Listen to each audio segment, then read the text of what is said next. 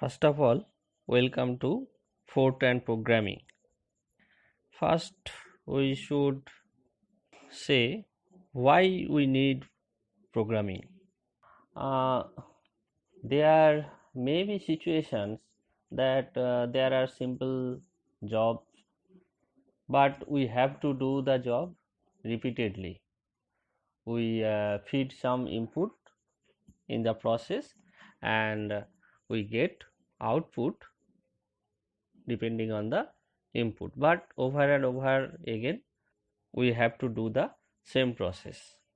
So for human being this becomes sometimes very boring, and we do not like to do same thing over and over again, and there is also possibility of doing mistakes. If somebody tells us to do a job over and over again to repeat, then there is chance that human can do some mistake. So if we can hand over this process to a machine, then there will be very little chances of mistake. Also there will be any boredom associated with it. So uh, for that reason we need a computer, and for that we need a program. To that program we will feed some input over and over again. That program will give us output without doing any mistake or without getting bored. So that is one aspect of having a computer program. Another aspect is that there can be a very complex problem or complex process uh, which is very difficult for a human being to do in a time bound or quick manner. So a process can have lots of sub process. We have to divide those, and for that we have to memorize lot of things. That thing becomes very difficult for a human being. Now if we uh, give that task to a computer program, then what will the computer program will do? It will divide the process into many simple tasks, and the job can be done. It will divide the process into many simple tasks, and since the computer have lot of memory, so all the tasks can be done separately uh, and simultaneously, because computer, it is possible that a computer can do multitasking, so that all the smaller process can be done together and the complex process can be completed efficiently and quickly. So this is the benefit of a computer program. A human being might take maybe 3 days to complete a complex process, whereas a computer can do that in maybe 1 minute 30 seconds, like that. So that is the benefit of a computer program. So in summary, what a computer has a computer has can do multitasking. It can do a big calculation in a very fast manner. It has very fast computing power. It has very big memory, and the memory can be subdivided, and for various tasks a computer can allocate various parts of memory and do the job very efficiently. So that is why we learn programming, so that um, a job, if requires a job to be done repeatedly, or if a job is very complex, or both, then we can do by running a computer program.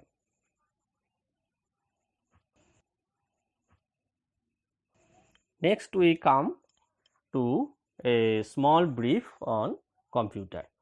What is a computer? Computer is a machine that has been designated to do similar things like a human being in various capacities. Now let us see what a human can do, so that kind of job a computer can do. A human have the following capabilities. Number one, understanding or accepting what others say or give, that is an input a human being can take. Number two is telling or giving out the results what he or she thinks best, that is the output. Next capabilities is doing simple logical and arithmetic calculations, that is one capability.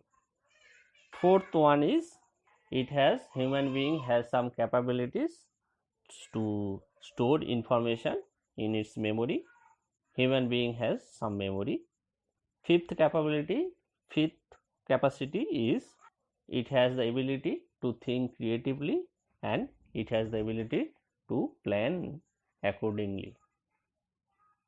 And last one is it has the ability to do some physical movement. Now what a computer is? A computer is an electronic device which has the following capabilities, like one, getting some input of data, and number two, storing that information in its memory. Number three is doing arithmetic and logical operations in rapid speed, and the fourth one is giving output in a neat, printed or other form. The above definition of the computer is not always a complete one.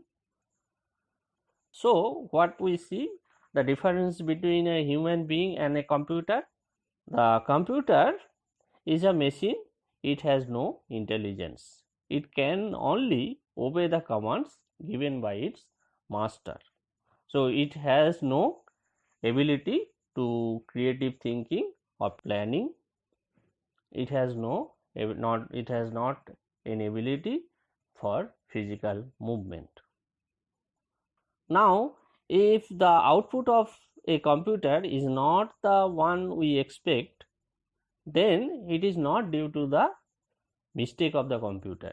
It is actually due to the mistake of the user, because the user has not given the commands correctly. That is why the mistake has come, because computer has no intelligence itself.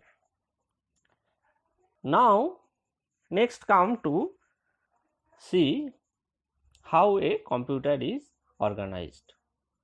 Now in the definition given above, four capabilities of the computer are listed.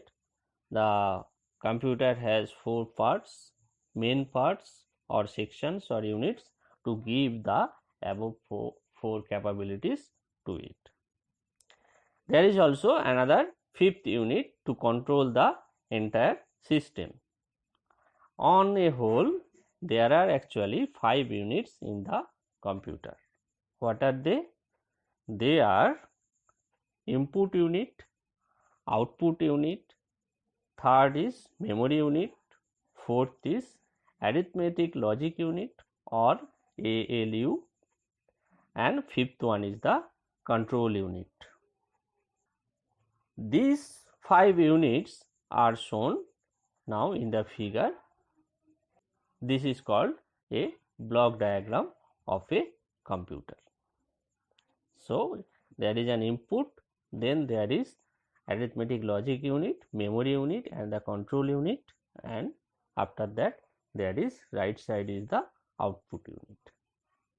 So what actually happens, how things happens inside a computer, how things happens inside a computer. The input unit reads and accepts the data and instruction given to it. Some data to be given as input to the computer is typed through keyboard. Next is the output unit is also part of the computer that outputs the result of the calculation to the unit. It can be displayed or it can be given in a printed form. Next is there is a memory unit which is also part of the computer where data and information are stored. The memory unit again divided into two parts. One is the main memory, another is the auxiliary memory. What is the main memory? Main memory refers to the memory which is very close to the arithmetic logic unit, and here storage retrieval is very fast. Okay, so it can be accessible very fast, very quickly. And the another memory is the auxiliary memory, which refers to the bulk storage, and here the storage retrieval is not very fast. Now the arithmetic logic unit is the place where the processing of the data is done. All the arithmetic and logical operations are performed here and the results are returned to the memory. The arithmetic logic unit consists of complicated electronic circuits to perform those arithmetic operations.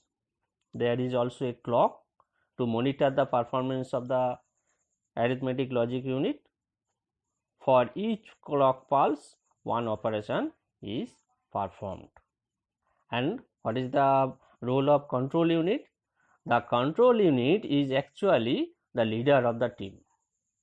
It has control over the entire system. It has connection with each part of the system.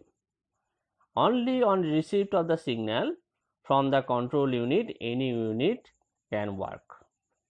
Only if the control unit say to do something, then only a part of the computer will work. Otherwise, it will remain silent. The control unit also consists of some complicated electronic circuits and function on a clock pulse like an arithmetic logic unit.